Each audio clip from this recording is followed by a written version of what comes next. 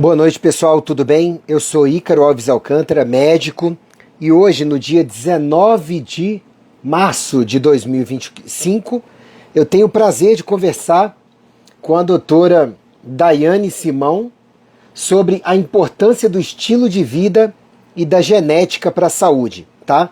A gente vai conversar um pouquinho sobre o que é esse negócio de genética e de epigenética em relação a determinar o que a gente vive no nosso dia a dia, o que vai experimentar, as tendências em geral, tá bom? Tendências e ver o que é sentença e o que não é em termos de genética, de epigenética, o que é isso? Ele já está entrando. Vamos ver aqui se o Instagram hoje não vai boicotar a gente. Olá, Daiane, tudo bem? Tudo bem, Ícaro, e contigo? Tudo ótimo. Finalmente a live saiu, né? Demorou um pouco, mas É, saiu. nós estamos já há um bom tempo, acho que aí ela fica mais gostosa ainda, né? Porque estava na expectativa dessa conversa. A ideia é essa mesmo. Muito obrigado por ter aceito o convite, viu? É uma satisfação. Olha, Ícaro, a gente trabalha tanto, né? E trabalha tanto com pessoas que chegam com a doença. E quando eu vejo profissionais como você que vão falar de saúde, né? Eu acho que a gente tira esse tempo aqui para discutir exatamente porque nós queremos promover saúde. E no seu perfil, né? É esse mesmo o intuito. E como eu trabalho com saúde de precisão, o primeiro P da saúde de precisão é prevenção. Então, eu fico muito feliz com esse teu convite, com essa possibilidade de nós estarmos aqui falando sobre saúde e não especificamente sobre as doenças, porque elas já acabam ocupando por demais o nosso dia a dia e a gente quer ver esse cenário transformado, né? Sim, a gente fica até um pouco cansado de lidar com doença, né? A gente lida com doença o tempo inteiro. Quando eu pego o paciente que eu possa. O paciente está bem e aí ele quer continuar bem, sabe? Isso dá uma revigorada. Claro que o bom resultado também. Eu fico triste, por exemplo, que hoje foi um dia que de manhã eu tive paciente para falar: nossa, você veio aqui para fazer check-up, que bom, você se cuida, bons hábitos de vida e tudo, né? E assim, quando é uma pessoa que ainda vai deixar descendentes, parabéns, você melhorou seu patrimônio genético para a descendência, né, Daiane? E no mesmo dia, minha paciente de agora a pouco, eu acabei de encaminhar para o pronto-socorro com uma possível cardiopatia ou até, enfim, sob risco. Então Uhum. você veja, mas assim, em parte fruto de algum descuido próprio, né? Então, os dois fiéis da balança, eles acabam vulnerabilizando para a gente, né? Porque você pensa, nossa, as escolhas são sempre nossas, mas como a gente escolhe mal no dia a dia, né? Meu Deus. Bom, fala, por favor, o seu currículo para o pessoal te conhecer, para a posteridade também, quando a live ficar postada. Tá, joia. Eu sou geneticista, de formação sou bióloga geneticista, então eu atuo hoje com a saúde de precisão. Na minha formação também eu tenho um pós-doutorado em bioética. E na minha formação, quando eu fiz o meu doutorado em genética, eu tive um período sanduíche no Instituto Karolinska. E o Karolinska, nesse momento, foi onde eu comecei o processo da personalização trabalhando com farmacogenética. E hoje, né, trabalho também no ambiente universitário como pesquisadora, orientadora, mas a minha prática é a prática clínica com a saúde de precisão. E minha principal ferramenta é o mapeamento genético. Então, essa é uma área, né, bastante pioneira. É uma forma que nós temos de inovação em saúde, levar o mapeamento para esse processo. Eu falo, né, que um dos P's da saúde de precisão é a prevenção, mas ainda o que mais eu tenho, acho que 90% dos pacientes vêm para ajuste medicamentoso, para usar a farmacogenética, né, que é uma das áreas que tem bastante essa atuação. Então, a minha área de formação é essa. Bom, eu já vou ter que perguntar algumas coisas daqui a pouco. Eu vou falar rapidamente a minha apresentação aqui para eu já te perguntar algumas coisas aqui antes da gente entrar no tema. Bom, gente, eu sou Ícaro Alves Alcântara, eu sou médico há 25 anos, tenho 9 livros escritos, a minha área de atuação principal é estilo de vida em medicina, tá? Dentro de integrativa e de ortomolecular. Eu tenho as pós necessárias áreas, nessas áreas e em outras, mas a minha ideia é ensinar para as pessoas como que elas podem dominar a saúde delas, como é o título do meu livro, Domine Sua Saúde. Ou seja, como é que você faz para você ter o máximo possível de controle sobre a manifestação da sua saúde no dia a dia. Não é não adoecer, isso é impossível. Sim. Quem se cuida também adoece. Mas você adoecer de forma que você possa adoecer por menos tempo, com menor gravidade e se curar de acordo com o mínimo possível de sequelas no menor tempo possível, tá? Minhas redes são @drIcaroAlves, você tem as da Daiane aí em cima também. Bom, o que diacho é saúde de precisão? Explica para o povo o que é isso. Então, o conceito é muito recente, né? Nós vemos, ele surge, ele emerge ali em 2013, quando o Obama olha o impacto que a genética pode ter no processo preventivo e começa um projeto ao qual é o chamado All of Us. Esse projeto ele foi um projeto de entender a genômica da população norte-americana no maior número de pessoas possíveis. Então, foram mais de 1.000 pessoas participando para fazer esse mapeamento genético. E junto com o mapeamento foram elencados fatores que envolvem a questão do ambiente, né, onde elas estão inseridas, porque quando nós estamos falando como que é o ambiente, poluição, contaminação da água, aqui numa capital, ou se nós estamos falando numa cidade do interior, tudo isso muda em relação ao impacto na nossa saúde, porque no interior pode ser o agrotóxico que está ali mais manuseado, né? Então, o que está sendo agente que impacta na saúde, e o outro é o estilo de vida.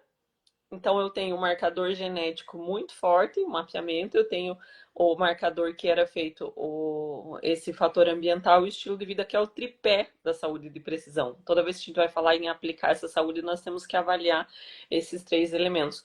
Quando eu falo em estilo de vida, isso fica dentro do que já é a medicina convencional de se fazer uma anamnese, a identificação daquilo que é o relato clínico do paciente. Só que aí o que entra de diferenciado é que eu vou analisar os fatores de risco para compreender o sistema causador de condições ou doenças a partir de dados genéticos desse paciente. E isso foi uma promessa e uma expectativa de revolucionar. E aí a gente fala que é a medicina de precisão. E aí um termo que é usado norte-americano, ele vem como medicina de precisão. Aqui no Brasil nós estamos propagando mais como saúde de precisão, porque a medicina, o termo norte-americano, ele acaba sendo mais abrangente. Aqui no Brasil a gente usa muito medicina restrita à parte médica, clínica. Então, a saúde de precisão ou medicina de precisão, ela tem o tripé baseado no marcador molecular potente, que são as análises genômicas, e ela tem como base a parte de você analisar a origem e causa das condições. Então, enquanto na medicina convencional nós vamos a partir de DSM, de manuais para você entender a composição das doenças a partir de sinais clínicos, a medicina de precisão busca você compreender a partir das origens. Eu vou olhar lá na genética para entender se aquela origem tem causa biológica, se tem fator de predisposição orgânica. E nesse movimento que gerou a chamada era pós-genômica, então entendemos o genoma, agora nós temos que colocar isso na prática clínica, ela traz uma forma que prevê mudar totalmente a forma que nós vamos conseguir cuidar da saúde. Ela é uma criancinha ainda, Ícaro. É um bebezinho, assim, né? Nós ainda temos muito que avançar para colocar na prática clínica essa forma de medicina. E ela começa entre os P's, ela tem 5 P's. Ela é participativa, proativa, é preventiva, é preditiva e proativa, né? Que o paciente é aquela prédica hipocrática. Se você quer a cura, você tem que estar disposto a deixar aquilo que te causa doença, que te deixa doente, né? Então a proatividade é um desses fatores que você traz na sua, né, sempre no seu discurso, falando do nosso papel, né? O paciente, que geralmente tem aquele olhar, o paciente, o que espera, o que aguarda, não, ele tem que ter um olhar proativo sobre os seus cuidados com a saúde. Só que o outro P de participativo é que ela é uma forma de medicina que vai depender da integração multiprofissional. Então, eu como geneticista, eu recebo o seu paciente que você encaminhou para fazer o mapeamento, eu vou ser aquela pesquisadora que é one person trial. Ele é todo o meu trial, é ele o meu objetivo de estudo. Eu vou analisar a genética dele e eu posso ter genes que até então nenhum paciente tinha essa combinação genética, e é assim, né? Porque nós somos singulares, então cada Sim. pessoa é um novo perfil genético.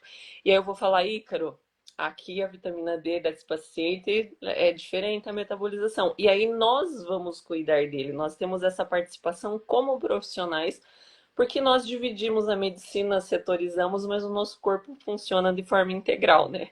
Então, quando eu entendo integral, eu começo a fazer parte dessas equipes e aí os prescritores é que vão colocar em prática o que esse minha one person trial, essa minha pessoa, que é todo o meu estudo clínico. Então, eu sou uma personal da saúde da pessoa e vou estar integrada com os outros profissionais para fazer essa saúde acontecer de fato. Isso é muito interessante, ou seja, a pessoa procurar modular o seu meio ambiente o máximo que der, né? O máximo que seja possível. Olha, você tem asma, você tem bicho em casa, você não deveria ter bicho em casa porque você tem asma. É o óbvio, mas que às vezes você tem que falar. Eu tive que falar isso ontem para uma paciente muito querida minha. E ela falou: Eu sei, mas eu não posso jogar os bichos fora. Eu falei: Então a gente vai modulando, né? Sim, É, isso é um dos lados, o meio ambiente, o outro lado, os hábitos de vida, ou seja, o que a pessoa faz por ela todos os dias, que os estudos científicos mostram que é o que mais importa para a saúde, mas isso aí epigeneticamente modulando o patrimônio genético da pessoa. Então, esse tripé, correto? correto, né? Porque a Joia. genética é aquilo que está além da nossa genética. Então, posso ter genes de risco para uma questão cardíaca, e quando eu falo assim, eu olho no meu histórico familiar. Então, meu pai pré-diabetes, a minha avó diabetes. Eu meio que já sei que existe aqui um componente genético e que eu estou nessa curva de risco, né? A gente já tem isso sem fazer um mapeamento. Só que o que é esse fator ambiental? Então, para a minha prevenção. E eu vou perguntar isso no mapeamento. Quais são essas rotas que eu consigo? Será que se eu inserir na minha suplementação um inositol, eu vou melhorar o meu metabolismo? Será que é essa a rota? Então eu começo a entender esses elementos de prevenção e atuar, né, aí ativamente, como eu falei, mas existem outros fatores que você falou das mudanças ambientais. E quando eu passo a fazer esses elementos direcionados de acordo com o meu DNA, esse trivial que você falou, eu tenho o gato, eu sei, a asma já está diretamente relacionado, né? Mas a parte de você poder acessar a tua parte genética para fazer essa modulação, e aí eu falei, o inositol vai ajudar aquilo que está lá na minha composição genética passar ao que está expresso no gene, eu fazer esse controle, porque a epigenética é a modulação, né? A regulação dos nossos genes. Sim. E, e aí, Ícaro, eu acho que um fator que, eu pegando aquele gancho que você falou de novo do bicho de estimação, a genética nos ajuda a entender coisas que não são triviais. Porque nós falamos muito sobre estilo de vida, sobre vida saudável, e hoje a gente tem um bombardeio do que é. Qualidade de vida virou um produto que você compra. Então eu olho ali o que é qualidade de vida, é tomar suplemento de A a Z, qualidade de vida é dormir, acordar em tal horário. Tá, mas se nós somos pessoas únicas, diferentes, o que é qualidade de vida para mim, o que é qualidade de vida para você, O que é né? saudável para você, se é tão saudável assim para mim, né? Exatamente. Porque vamos pegar aqui, né? Não sei, aí eu acho que você já tem algumas discussões sobre o glúten, por exemplo, né? A gente tem a própria composição da farinha, do glúten, que é muito diferente, né? Nós trabalhamos no melhoramento genético para que. O que foi o principal objetivo com o melhoramento genético das plantas? Produtividade. massa, né? Foi aquele momento de crise. Olha, se a gente não tiver uma dimensão, uma proporção de alimentos no que vai ser a da população, vai faltar alimento. Então vamos otimizar, mas otimizar a produção. Ninguém pensou num trigo com maiores fatores nutricionais, num trigo que seja digerido com maior facilidade. A gente chega ao absurdo de ter que pôr caldo de carne no frango para ele ter gosto. Então, que É melhoramento verdade. que nós fizemos? Foi para ficar mais proteico, para melhorar o sabor? Então, para o consumo humano, foi um pioramento animal e vegetal da nossa alimentação. Então, a gente tem crise de micronutrientes nas proteínas, alface hidropônica, né? Pega uma alface lá, aquela cultivada mais naturalmente, perceba no sabor a diferença que dá, porque o fator econômico é que acaba, né, fazendo esse movimento para esse melhoramento. E aí o trigo, quando eu olho para mim, a metabolização do glúten naturalmente, e fosse aquele glúten, né, o que fosse, eu tenho geneticamente o reconhecimento que eu não sou não faço bem essa digestão e eu ainda posso produzir anticorpos contra ele. Mas existem pessoas que vai ser menos, ela tem uma tolerância um pouco maior. E outro caso que nisso que você fala do que é saudável para mim ou não, eu tenho no teste genético a possibilidade de analisar frutosemia. É uma condição que não é tão frequente, ela é mais ou menos uma para cada 500 pessoas, mas ela é, na população autista, ela chega a ser 50, de 1 para 50, assim. Então eu tenho. Caramba, 10 vezes mais frequente, né? Sim. E aí aquela criança que não quer comer, eu tive um menininho que, um paciente, ele tinha ojeriza ao cheiro da banana. Ele não suportava a banana e aí todo o processo com TO, com Nutri para ver se ele, né, conseguia comer. E aí deu frutosemia, nós fomos olhar para qual fruta para banana. Então a rejeição dele não era pela seletividade alimentar em relação a Geneticamente determinada, né? já era, e isso a banana fazia mal para ele. Então, para ele não era saudável esse tipo de alimento. E quando outra coisa que acontece muito nesse padrão, nesse estilo de vida saudável, por exemplo, o clube das 5, você acordar 5 horas e fazer atividade física. Para Hum. quem é diurno ou intermediário, pode funcionar. Mas quem tem um cronotipo noturno, ela não começou ainda, os genes clock e PER que liberam uma ativação hormonal para a pessoa acordar, não começou a fazer essa liberação. Essas pessoas, se vão correr às 5 da manhã, elas têm um risco aumentado de De ter lesão. uma parada cardíaca, né? De repente, uma lesão. Então, ela pode, mas ela vai ter que fazer um preparo muito grande, ela vai ter que fazer um aquecimento, vai ter que ter certeza que o índice de gás carbônico em relação à oxigenação tá ok, né? Às vezes até controlar com o smartwatch para ver como que tá isso, porque senão é aquele que sai correr na praia e acaba tendo problemas do coração. Sim, mas a gente fala na internet, nos livros e tudo, a gente fala o que serve para a maioria. Sim, Só que todo bom autor em saúde, ele tem que botar essa ressalva. Olha, há individualidades em quem? Em todo mundo. Então, se você não tem como arcar com uma individualização top, que é o que eu acredito que no futuro todo mundo vai poder, porque vai ficar mais barato para os sim, sistemas sim. individualizar a priori, né? Mas isso é outra live que a gente vai fazer no futuro, não agora. Enfim, então, é, eu acredito que quando... Ih, agora o que eu estava falando disso? Isso acontece muito, tá? Assim, SD é você desse falou jeito. assim, se a gente não tem a condição de personalizar fazendo um teste Isso. A genético, gente fala o que é bom para o geral, né? Mas avisando para a galera, olha, o que você está lendo é por onde você, se você começar, você tem mais chance de sucesso estatisticamente falando, não individualisticamente falando, né? sim, Porque a gente tem que dar uma receita para as pessoas. Por exemplo, eu sei que 5% das pessoas têm um polimorfismo, me corrija se eu estiver errado, onde o ômega 3 pode ser danoso, principalmente o EPA, sim, né? Para essas pessoas e tudo. Eu acho que é 5%, mas fica eu nessa, vou deixar. Hã? fica nessa faixa mesmo. Eu vou deixar de falar que o ômega 3 é saudável para a esmagadora maioria das pessoas e até necessário? Não vou. Só Ele, vou avisar, olha, tudo nesse livro, como está no meu livro, leia com a ressalva de ter um acompanhamento, né, individualizado. Mas deixa eu te perguntar, Daiane, se eu, Ícaro, quero encaminhar um paciente para você, ou alguém que está assistindo a gente, fala, não, eu quero saber o que está nos meus genes para eu poder fazer melhor, no geral. Como é que faz isso? Você tem uma empresa, é só via faculdade, é uma consultoria, como é isso? é uma consultoria, né? Então eu faço esse atendimento clínico, ali você falou, tá, arroba doutora Daiane Simão, né?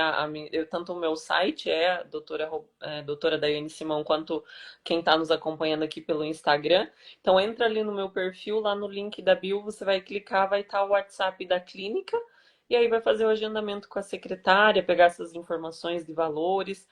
Tem gente que faz aquele teste o mais barato do Brasil, né? Tá sempre lá, eles chamam, né, de um teste recreativo. Já me perguntam muito, já vou deixar respondido, né? Aquele teste é bom, né? Porque ele tem a função. Veja, a, esse movimento, Ícaro, do teste, se falou vai chegar um dia que vai ficar mais barato. Por exemplo, na Europa já tem um comitê todo formado que chegou à conclusão de que fazer o teste genético, o farmacogenético para os idosos a rentabilidade é melhor do que você fazer o polifarmácia, né? Que vai vir depois, ter que arcar com com esse gasto. Mas aqui no Brasil, depois que aconteceu a pandemia, muitos laboratórios foram ficando com os equipamentos ociosos, então a competição tem feito realmente o custo do mapeamento, né, tem ficado mais acessível. Claro que ainda não almejado, mas já é possível melhorar. Só que assim, ele não chega pela via dos profissionais da saúde. Ainda existe muita resistência em usar o mapeamento. E é muito comum no dia a dia na clínica os pacientes chegarem falando assim para mim: olha, doutor, eu fiz o meu teste e eu levei para o meu médico e ele mandou jogar no lixo. Ele falou assim: isso não tem validade científica e mandou jogar no lixo.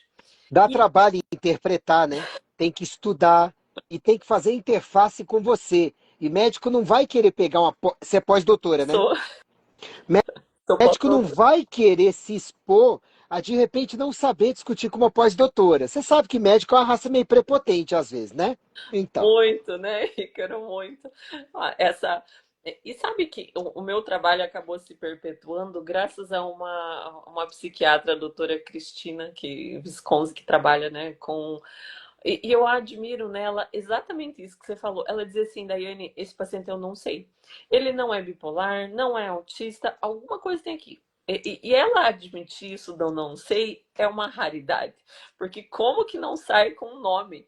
Só que para nós geneticistas, sabendo que existem mais de 8.000 doenças raras, eu falar que não sei, como que eu vou saber mais de 8.000 doenças raras? Isso é impossível, eu tenho que pesquisar. Então, o que eu vou precisar de uma ferramenta que me ajude a entender. Então, as áreas acabam fazendo, né, também essa nossa forma de.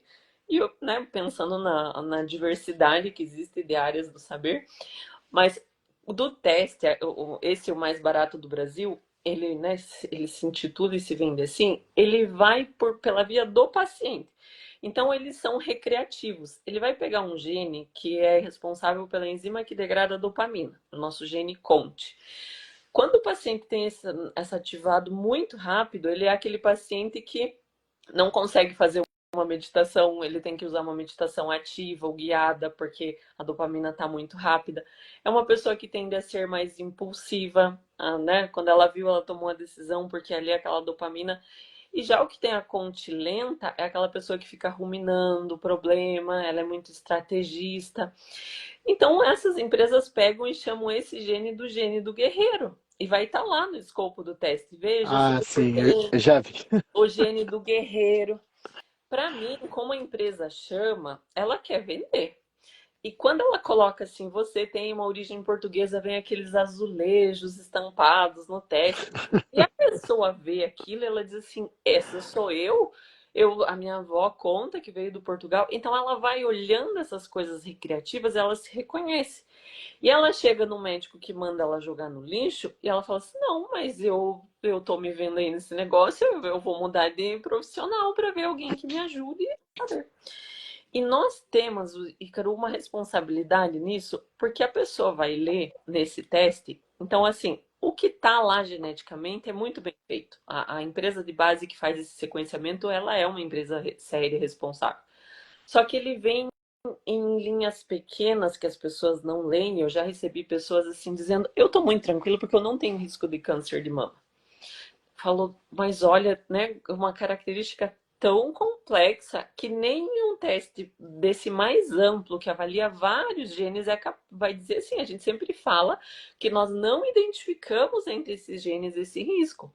Mas como você falou, a parte da curva de distribuição de risco, ela é uma coisa que depende da genética e do ambiente. Então, se eu não tenho um risco genético aumentado para diabetes, mas eu não pratico atividade física, eu tenho um consumo excessivo de açúcar e vou me colocando esse posicionamento, eu vou apresentar do mesmo jeito. A não ser que eu tenha genes de proteção muito forte. Isso pode acontecer que você tenha, né? Então, isso fica ali naqueles 5% da população que você falou, né? É uma distribuição que segue aquele padrão normal, né? Se eu pegar a média da população é igual a altura. Vamos organizar aqui entre nós a altura das pessoas. Vão ter raríssimas pessoas com 1,50, raríssimas lá com 2 metros, a maioria da população vai ficar na média. Então, a genética é a mesma coisa, a maioria de nós está na média. E o que nos joga para a curva de risco ou para de proteção é o estilo de vida, né? É o fator ambiental. Se eu já nasci lá no risco aumentado, é aquela criança que chega com diabetes. E se eu nasci lá na proteção, e aí é como jogar dados. Eu nunca sei o que veio no meu dado, né? Jogou ali. Então eu preciso, se a minha genética é um jogo de dados, a partir do momento que eu olho para a minha saúde, eu tenho que começar a ter a responsabilidade nesse gerenciamento.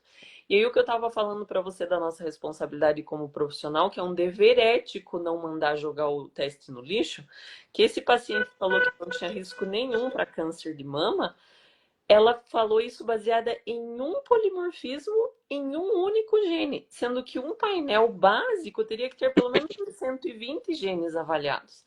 Então, isso diluiu o cuidado pessoal, quando o teste, na verdade, tem que ajudar a promover saúde e não a nossa responsabilidade de cuidados, né? Então, é muito sério o que nós orientamos as pessoas a fazer ou não fazer, né?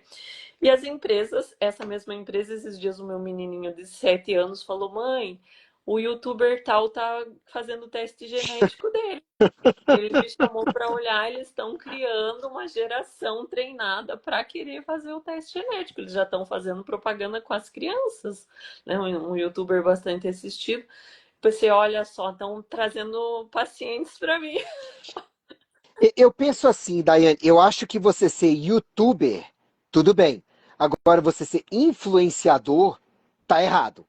Eu sou da época, você também, né? Eu acho que você é mais nova do que eu um bom tempo, né? Talvez, se bem que pós-doutora, talvez não, né? Eu tô com 49, né? Ou seja, o fato de você ser pós-doutora faz com que eu pense que você é mais velha do que me parece, mas tudo bem, Ah, eu tenho quarenta né? e um, então.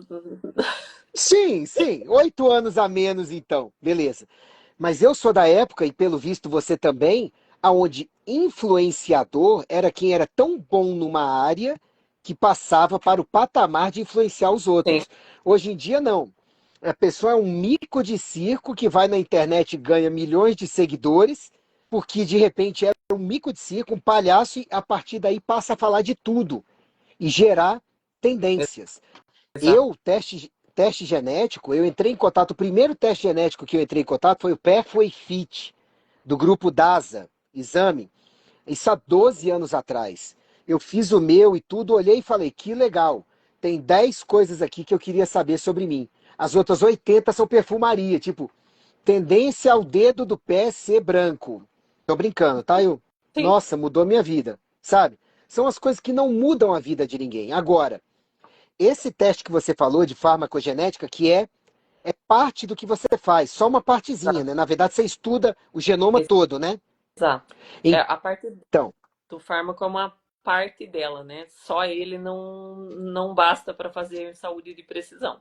mas assim, a farmacogenética, ela interessa muito à indústria farmacêutica e quem contrata a indústria farmacêutica para fazer uma contratação mais racional, mais econômica e mais bullseye, né, no alvo, né? Uma leitura do teste farmacogenético que eu sempre faço uma observação que medicina de precisão é um conceito.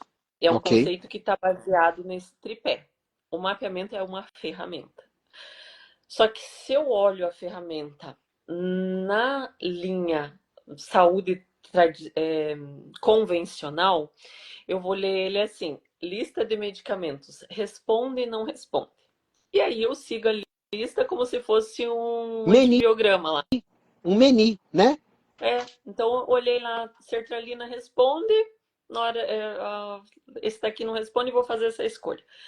Isso é usado de uma forma que não é a aplicação da saúde integral que eu preciso fazer para o paciente. Porque aquela CYP, eu vou pegar a CYP2B6, que é uma enzima que está lá no nosso fígado para fazer a metabolização da medicação. Então, existem vários medicamentos que passam por essa via. Ela não está ali para degradar medicamento. Ela é uma enzima hepática com uma função de metabolizar lipídios, de metabolizar hormônios. Então, quando eu vejo que metabolicamente a degradação hormonal desse paciente, ela é um tipo lenta, então veio lá, é lento para esse medicamento, então se ele fizer uso desse medicamento, aquele medicamento provavelmente vai ficar gerando efeito colateral, né? Porque não está degradando no ótimo. Só que essa enzima já está me dizendo que meu paciente, talvez ele não está bem de saúde mental, não é por causa que a sertralina não está fazendo efeito, é porque os hormônios dele não estão legal. Eu tenho que entender o que essa enzima está falando, eu tenho que olhar, então, metabolização hepática. É muito assim, Ícaro, interessante olhar que aquele paciente que senta na minha frente e fala assim: faz 20 anos que eu mudo de medicação e não respondo nada. Eu vou avaliar o fármaco dele, tá lá. CPC19 não funciona, 2D6 não funciona, tá todas elas em vias metabólicas bastante defasadas.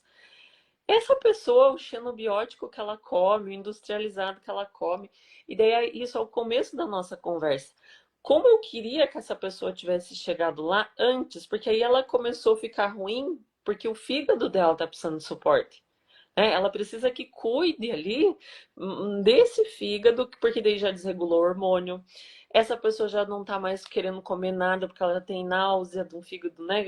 Aqueles sintomas que são sintomas já estomacais, dela passa a ter uma dieta mais, né, infantil ali, dos sabores, e isso gera um ciclo. Um ciclo onde o estilo de vida é ruim, a saúde mental é ruim. Então, antes de chegar para olhar que medicação que a pessoa vai responder ou não, eu tenho que entender o contexto de funcionamento desse organismo. Então, é Sim, isso que me encanta na possibilidade de olhar esse resultado do fármaco e só com o fármaco diz se metaboliza hepaticamente ou não. Será que a rota realmente era essa para esse paciente? Então, essa rota que eu falo, né? A queixa do paciente, vamos pegar um sintoma que é bem comum hoje, né? Imagino que você receba muitos pacientes com essa queixa da ansiedade. Então, a ansiedade afeta a parte cardíaca, vai afetar a parte de problemas de estômago. A ansiedade como transtorno tem feito aí uma mudança na nossa saúde muito significativa. Ansiedade, o primeiro neurotransmissor que a gente pensa é GABA.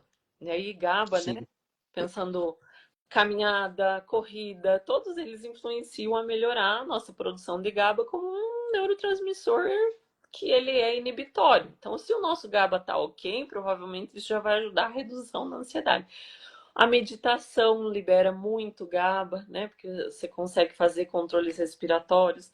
As castanhas e outras grãos são fontes de GABA, né? Aí fonte nutricional. Quando o GABA está desregulado, ainda que a gente vai fazendo uma regulação da ansiedade como gerenciamento de algo que é instintivo. Agora, quando esse GABA está tão desregulado que ele começa a afetar a dopamina ou a serotonina que a gente começa a entrar no processo de transtorno de ansiedade. E aí você vai tentando entender se a pessoa fica ruminando demais, será que vai para uma via de serotonina? Ou ela tem uma ansiedade de vazio e aí batimento cardíaco, será que é mais dopaminérgica? A gente faz hipóteses, né? A gente cria, mas aí você vai tentar a medicação, só que não sabe se necessariamente é essa rota. Então, além do fármaco, para que eu faça uma personalização da medicação com a genética, e geralmente quando você tem um feeling, você já ouve teu paciente, se ele está geneticamente dentro do normal, da curva normal, já vai acertar sem precisar do teste, né? Agora, aquele que vai tentando e não acerta com facilidade, o teste vai me mostrar que ele está lá fora da curva. E aí, eu gosto muito de usar uma analogia, Ícaro, das receitas. Então, vamos combinar assim que nós vamos fazer um bolo de chocolate, né? Você vai fazer um bolo, eu vou fazer. Eu vou utilizar farinha de arroz e vou usar leite de coco, porque eu não consumo nem glúten nem leite. Vamos dizer que você pega uma receita convencional, você vai trazer com glúten e leite, e nós chegamos no final ao mesmo resultado. Nós dois trouxemos um bolo de chocolate. Então, a maioria dos sintomas, dos sinais, das condições, elas são frutos de rotas diferentes para chegar lá. E às vezes a gente quer cuidar do paciente usando o mesmo protocolo para todo mundo, né? Então, Excelente. o bolo de chocolate no final não diz como que ele foi feito, né? Ele é só, ela é ansiedade.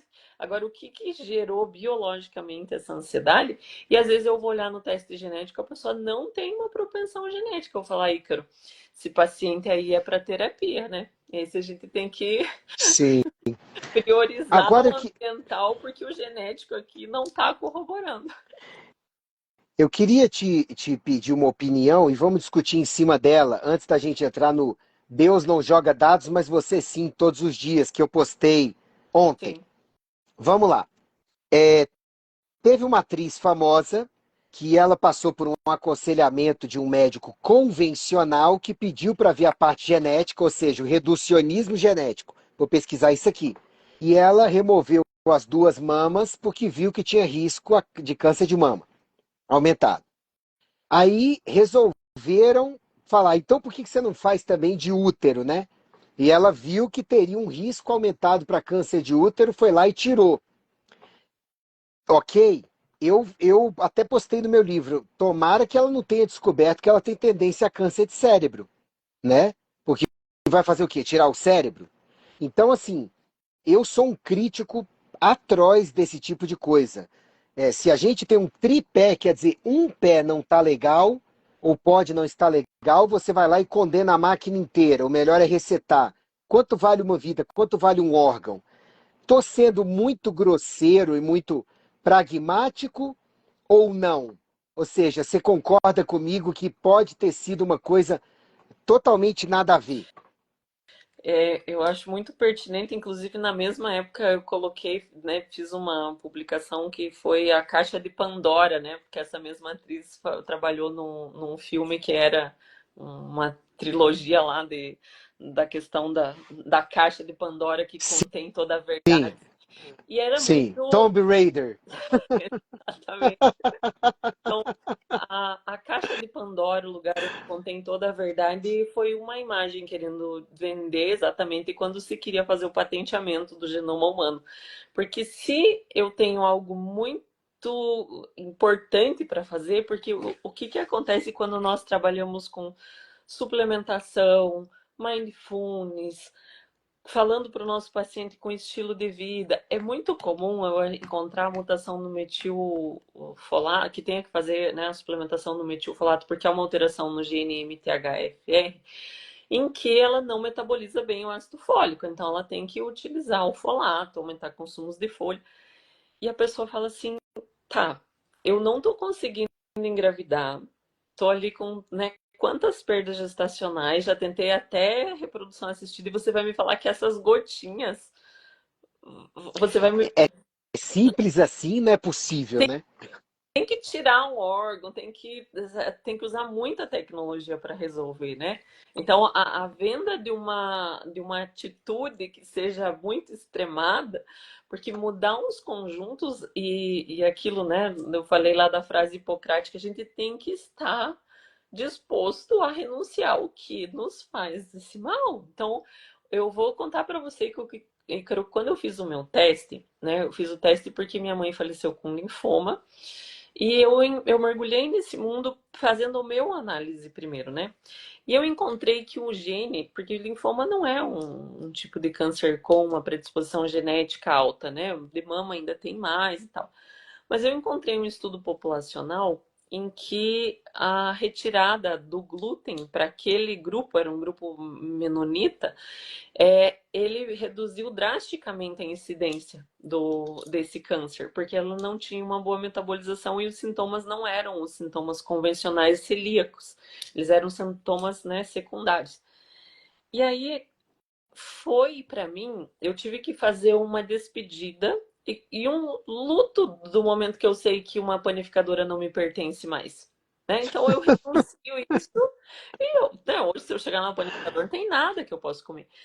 E você deixa aquilo porque você acredita que existe um bem maior para o teu organismo, né? Então essas renúncias, esses pequenos lutos a partir do momento que você sabe o que fazer para cuidar da tua saúde, ele exige de nós essa proatividade na saúde. E a gente quer, né? Eu tive um senhor que veio fazer o mapeamento, ele disse assim: se você descobrir o câncer para o risco para mim para ter Alzheimer, tem uma pílula que eu posso tomar? Quem vem com questões do sono, ela fala assim, mas vai ter um remédio? Você vai me dar um remédio para dormir bem? A gente quer a pílula, a gente quer a caixa de Pandora, sabe? A gente quer uma solução mágica para as coisas. E é difícil entender que isso está no nosso padrão, nosso estilo de vida, né?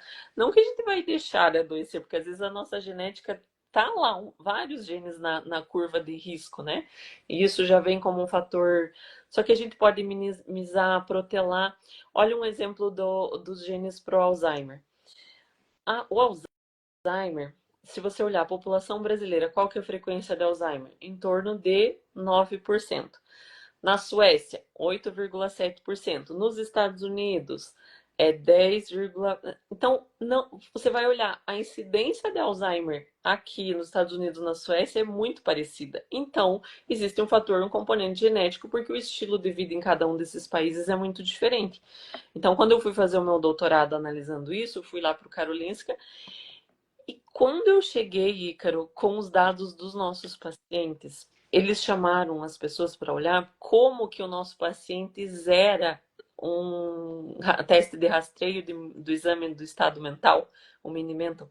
Nós temos vários pacientes que foram para lá, que eram, né, foi o DNA para avaliar que estava zerado. E quando eles olharam a média de incidência de idade, nós demenciamos, a média brasileira de demência está em 72. E a média lá é 85. Então, eles começam Nossa. os sinais clínicos muito mais tarde. Desculpa, eu falei 62, né? Dentro da nossa população. Ele chega a ficar ali na A faixa, né? nossa, é 62 62 contra 85 lá? contra 82. Nossa, isso é catastrófico. 20 anos de diferença em relação. Pensa 20 anos da nossa vida.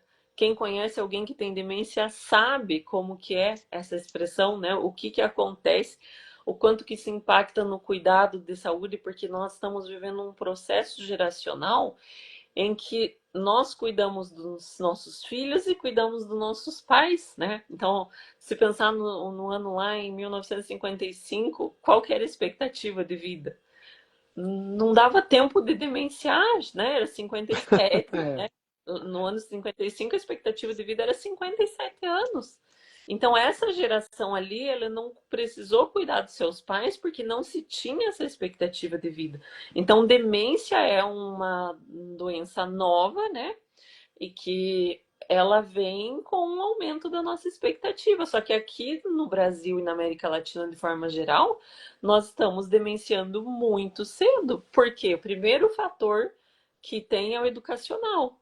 Depois vem o fator cultural, porque, né, a capacidade que nós temos de criar novas ramificações nervosas, a primeira coisa que ajuda nisso é a música, é a arte, né, a contemplação, o estímulo sensorial.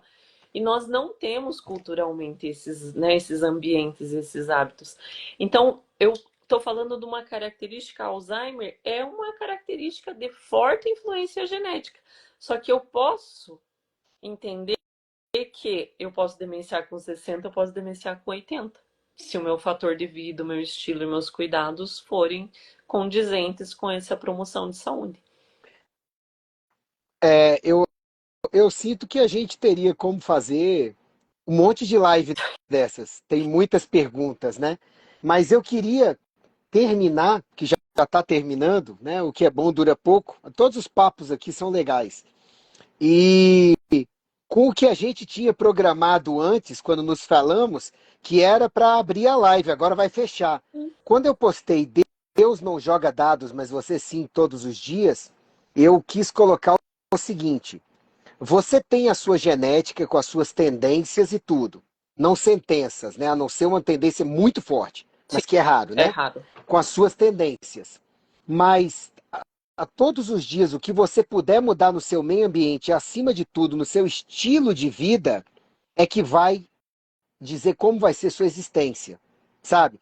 E a gente, para se comunicar com o leigo em geral, fala que isso é a epigenética, ou seja, é o potencial de você é, manipular a expressão da sua genética, do que é bom e do que é ruim, baseado nos outros dois pilares.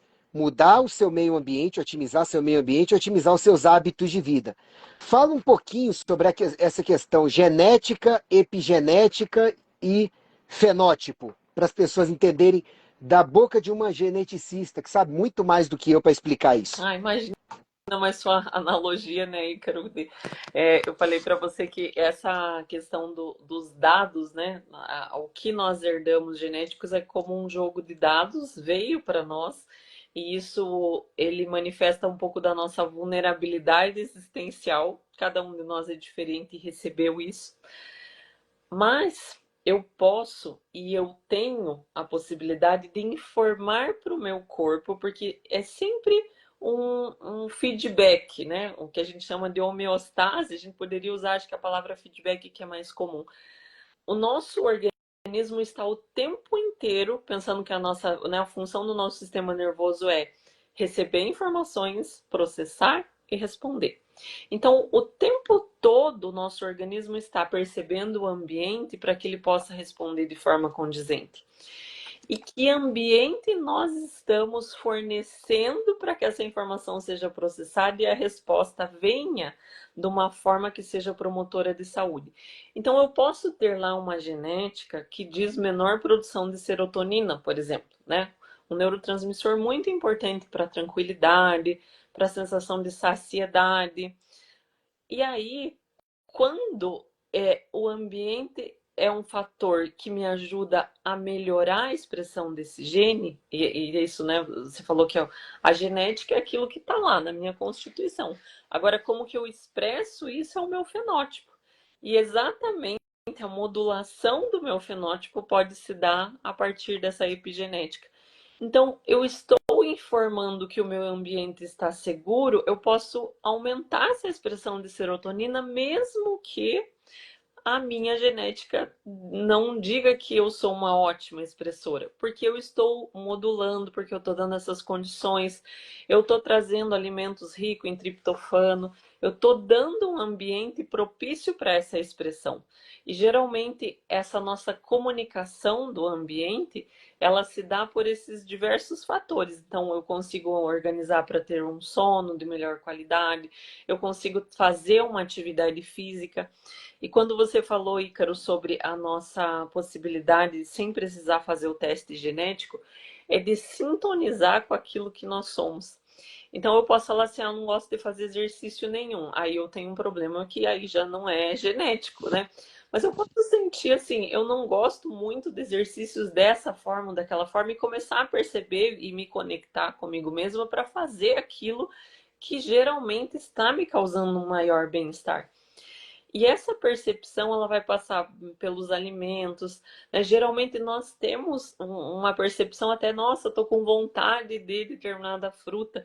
Aquilo já é uma comunicação, porque o nosso organismo está sempre nesse feedback, né? Hormonal, nesse feedback de necessidades biológicas. Então, a epigenética é de fato um modulador que é capaz de nos dizer a genética não nos determina por completo. Né? O ambiente e a epigenética são essas possibilidades de modulação. E você usou muito bem uma palavra, a gente precisa cuidar com o reducionismo genético. Reduzir que tudo é genes. É comum falar assim, ah, mas isso é de família, eu não mudo. Como assim, né? Não é porque, né, isso já é uma frase que quer dizer assim, é genético, não vai mudar. Não, é possível sim, é uma combinação ao qual existe essa possibilidade de modulação do nosso fenótipo. Então, a forma multifatorial que as nossas condições se expressam mostram o quanto é uma integração e uma percepção daquilo que é nosso, que é característico, mas que nós conseguimos mudar e trazer para o ambiente a nossa forma de regulação e promoção de saúde. Uau! Nossa! Bom, eu acho que não dá para a gente estender para o outro assunto que eu queria perguntar, senão a gente vai acabar ultrapassando 1 hora e lá vai cacetada, tá? Mas eu vou te chamar para outras lives, se Tá? você permitir, Vamos porque, curiosamente, quando eu entrei na faculdade, eu queria fazer genética.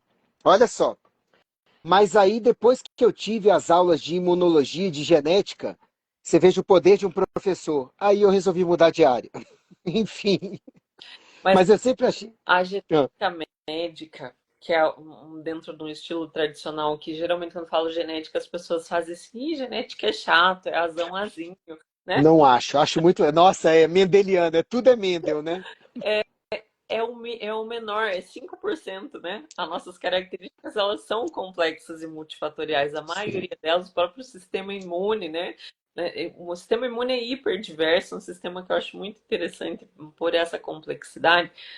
Mas uma das coisas, assim, Ícaro, que me encanta, né? Quando as pessoas me confiam o seu DNA, como cada teste que eu recebo é diferente. Como cada pessoa, de fato, é única. E nisso, né, a gente falava sobre essa autopercepção e autoconhecimento, que eu entendo assim, o mundo hoje está tão cheio de ruídos que nós não conseguimos mais sintonizar com essa nossa essência biológica, mas a gente tem uma ferramenta que trouxe a possibilidade de fazer isso com autoconhecimento.